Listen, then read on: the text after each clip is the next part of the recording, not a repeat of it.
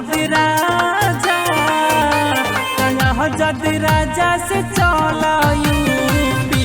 मिला हतिए साली जदि राजा से चल यूपी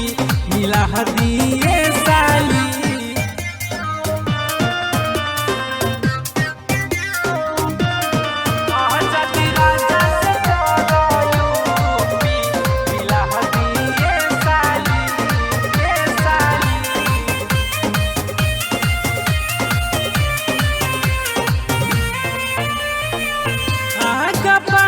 बनल बारे उनकर दुनू डोला यूपी में चलेला उनकर खूबे बोला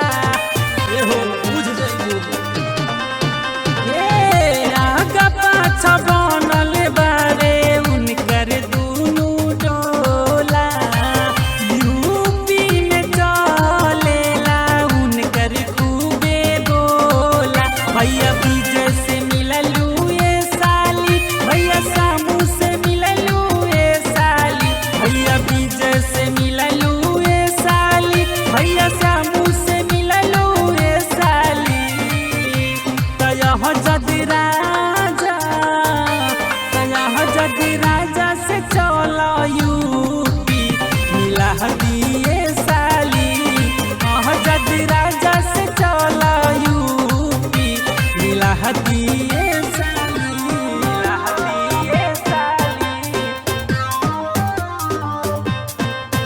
जदि राजा से चल यूपी मिला हतिए साली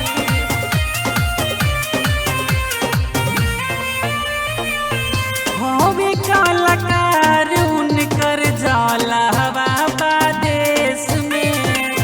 रहा जा रकेश संगे रहेले रेस में क्या हो क्या विचार बा बोला होवे कलाकार उनकर जाला बाबा देश में रहा जा रकेश संगे रहेले रेस में हई सूरज से मिललू हुए साली भैया दिन से मिललू हुए साली भैया सूरज से मिललू हुए साली भैया दिन से मिललू हुए साली तयह जदि राजा से चल यूपी मिला हतिए साली जदि राजा से चल यूपी मिला हतिए साली अरे चला ना।